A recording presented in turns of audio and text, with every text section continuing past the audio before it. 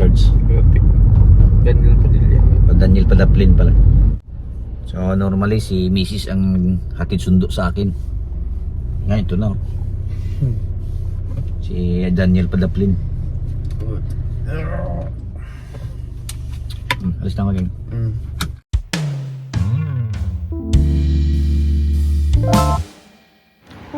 Welcome to General Santos City Airport.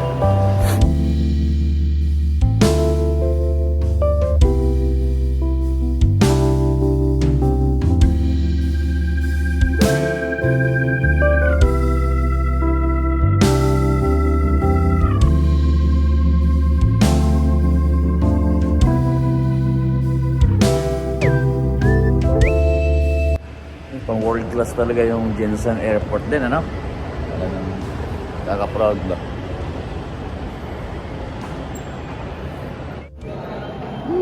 Ilang tao. Diba? Oh. Ganda na ng ano? Mga gates. Boarding gates. Tapos may mga ano dito. Souvenir shops, coffee shop.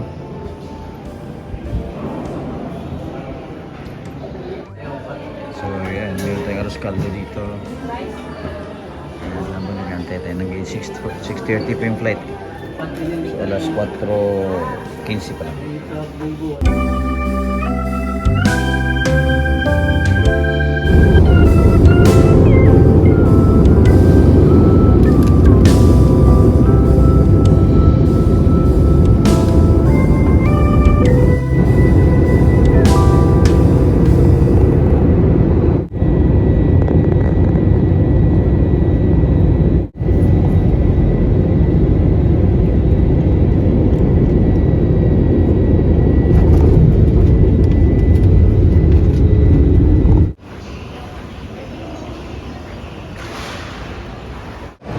Hanap ko ng Jollibee, mag-breakfast mo daw bago punta ng hotel.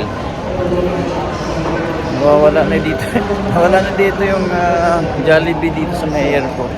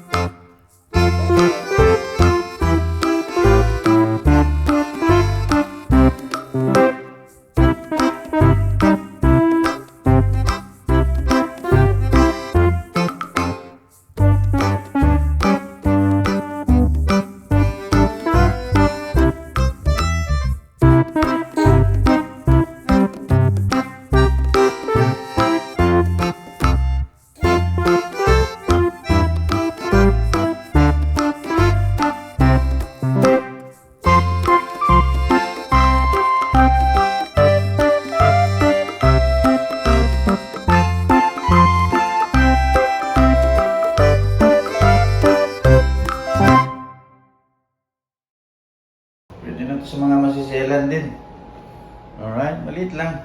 Kasi yung kinuha natin dito is, yung kinuha ko is ano lang, economy. Alright? So, yun. May dental kit din sila dito. May sabon. Diba? Linis ng CR nila. Tapos may bidet pa. Diba? Oh. Alright. So, dito. Dispenser ng toilet paper. Ayos na to. So, yun. May slippers din sila. Ino-offer. Pwedeng i-uwi ito. Yan, may mga promo sila dito. Diba? May free internet. May massage na 400 pesos.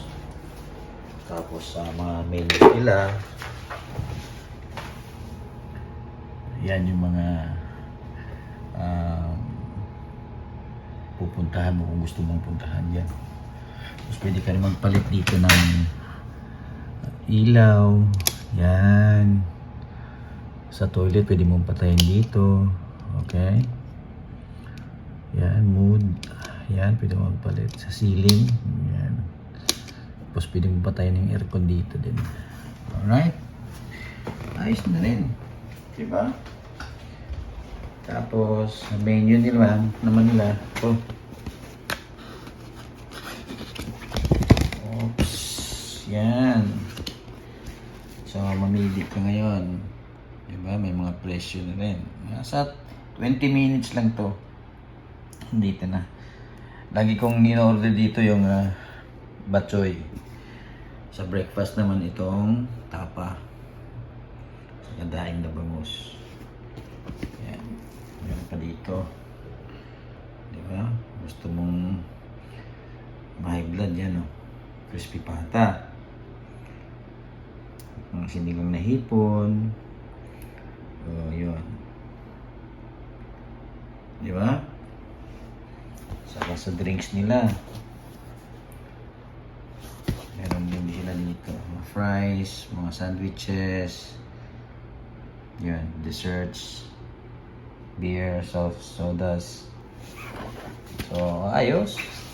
Diba? Matagal na akong ano na itong Sogo na to. Kahit sa Davao, pag nasa Davao kami ni Mrs.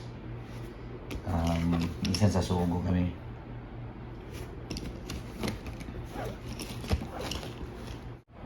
So, ganun lang. Matutulog lang naman tayo dito. Bumili lang kasi ako ng doon sa tindahan yung bangus na daing na bangus kasi napadaan ako 50 pesos lang. Mura. Tapos isang rice. Saka may galing na ako sa McDonald's, sa breakfast ako doon. So, take out lang tayo ng coffee. Magpapahinga konti, charge, and tulog. Dahil linggo ngayon, bukas pa yung transaction ko sa opisina. Kasi may embassy pa. Alright?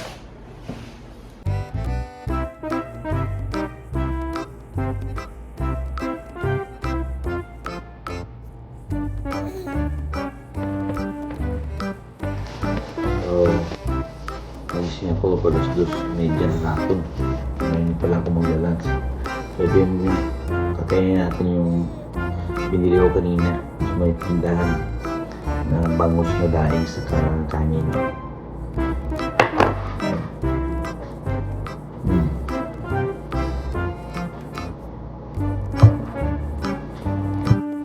Gising natin. So, ganun din. Mahaling hotel.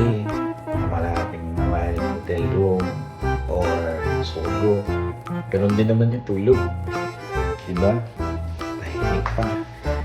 Alright, so gawin natin ngayon. Punta tayo sa 7-Eleven. May 7-Eleven nila sa labas.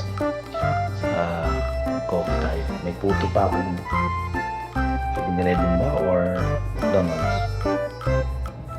Mas gusto ko kasi yung vanilla coffee ng 7-Eleven. 7-Eleven tayo. Coffee tayo.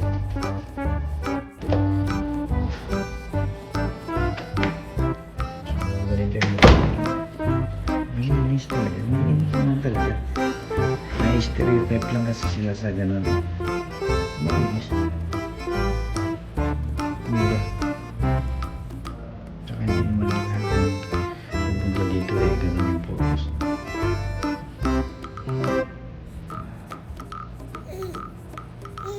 Elevated na. Malinis.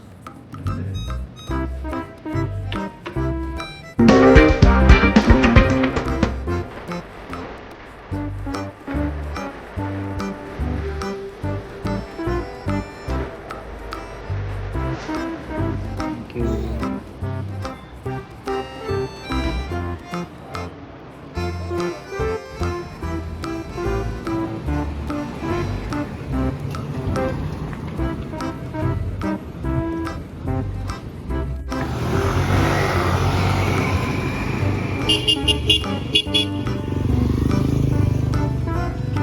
May 7-Eleven dyan sa katabi lang. 50 meters from Sobo. Tapos sa katapat nun, may bilihan ng mga ulam. Kaya doon na lang tayo bibili. Mura lang din. Sa ano kasi, may pwede kang mag-room service. Pero napakamahal kasi. Sayang lang din yung pera na hindi naman ako ganong malakas kumain. Ganyan sa 7-Eleven. Wait tayo. Kaya tapos yan yung karinga.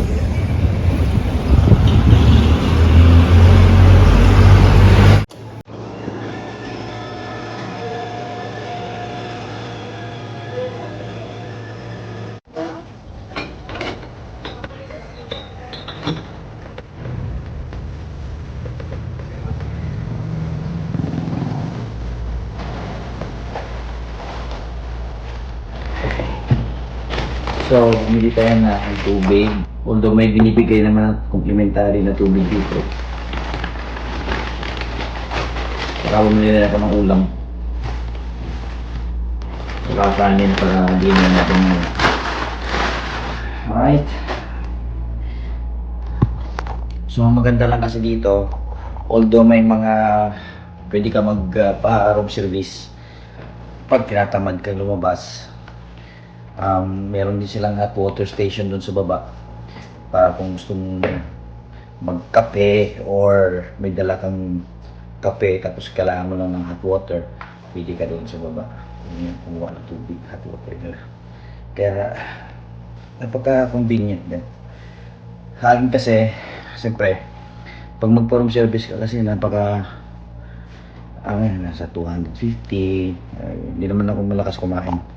So, sayang lang din naman yung pera. Saka, siyempre, tipid-din tayo. Alright. Kasi hindi na-covered ng company itong itong activity natin ngayon. So, kailangan natin mag-tipid sa pera. Alright. So, ganun lang ang dito.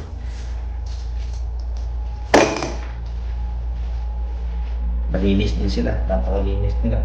Yung CR nila, maayos din naman, di ba? Maliit lang yung space kasi yung ginawa ko is economy. Hindi lang ako na-try. Susunod try natin yung ano ba tawag nun? Deluxe ba yun? O hindi.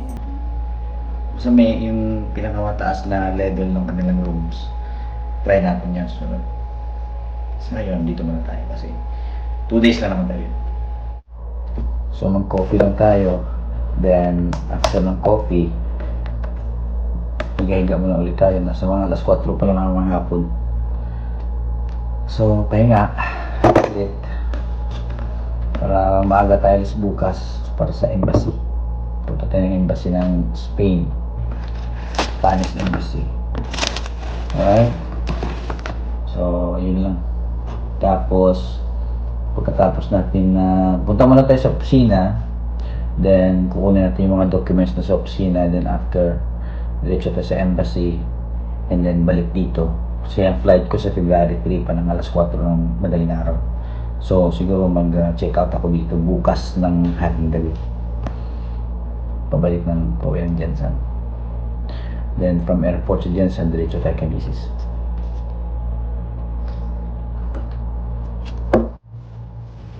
pagising ng ulit natin. Alas 5 na ito. So ito yung setup. Kadalawang kape na ako. TV. Ay. Yung dinner natin. Kasusukin yung bukas. Alright. Ganyan niya na.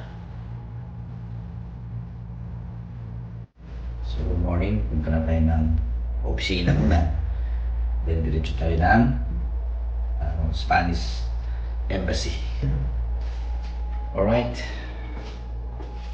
So, wala na kung itong gamit ko. Ang umulan. Kala ko umulan. Ang dilig pala sila. So, yan yung Sogo. Tabang tayo ng taxi dito. Pupuntang Ayala.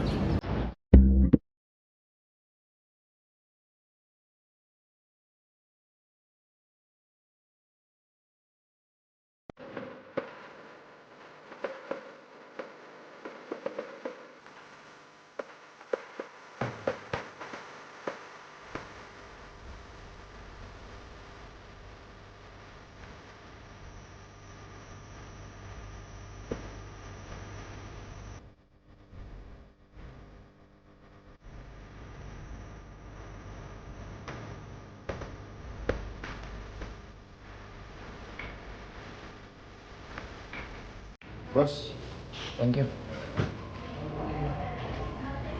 So, tapos na tayo sa visa. Sa 7th floor lang naman tayo.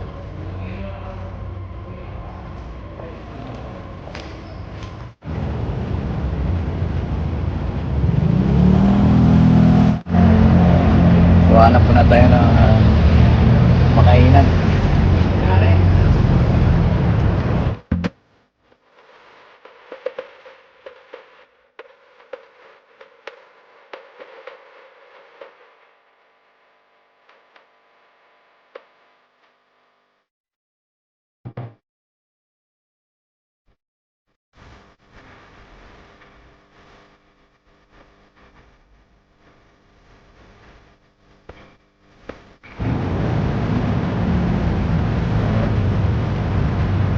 Kusina namin sa may Luchenko building. Yan yung building na yan, pero nasa 6th floor na kami.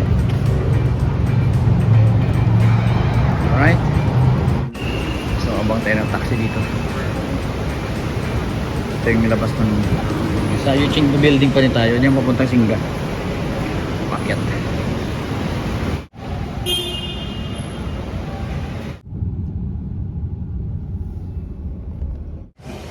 So, nag-grab lang tayo kanina. So, dito tayo sa may Sogo. Sogo sa Malate. Third floor. Alright. Ano na? Mag-alas 2 na. Alas 2 na hapon.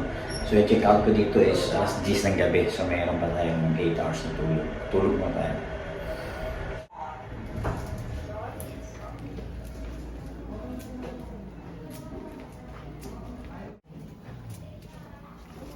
Tayo, 336. Alright. Welcome to my room. Tapos na yung appointment natin sa visa. So, pahinga muna tayo. Tulog muna. Then mamaya, punta tayong airport. So, as usual, bumili tayo ng kape sa 7-Eleven. Saka siopaw. Tapos dumaan ako doon sa tindahan. May karinderya doon, turo-turo. May nakita akong dalawang tuyo. Hindi, may tuyo na display. Bumili akong dalawa. Isang hard-boiled egg. Hindi, isang sunny side up na itlog. Saka isang rice. 35 pesos lang. Yung dalawang tuyo. Isang itlog. Saka isang rice. 35 pesos. Mura. Yan yung Sogo. Yan. Hanggang alas 10 tayo dyan. Ngayong gabi. Uwi tayo mamang punta tayo airport mamaya. Dahil yung flight ko is alas 4 pa ng hapon. Anong umaga. 4 ng madaling araw pa na. So Although pabalik-balik na rin naman ako sa Sogo. Noon pa man.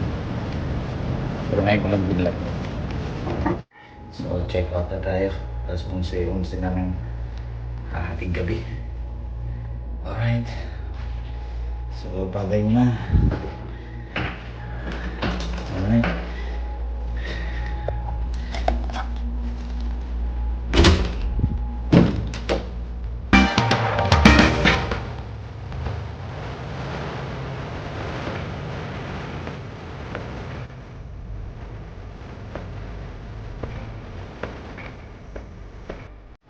So, yan. Pag-drop na tayo, check na. Sunod na ikino. Tayo sa may security check. Then, magkape tayo. Dahil alas 12 pa lang. Alas 4 pa yung flight.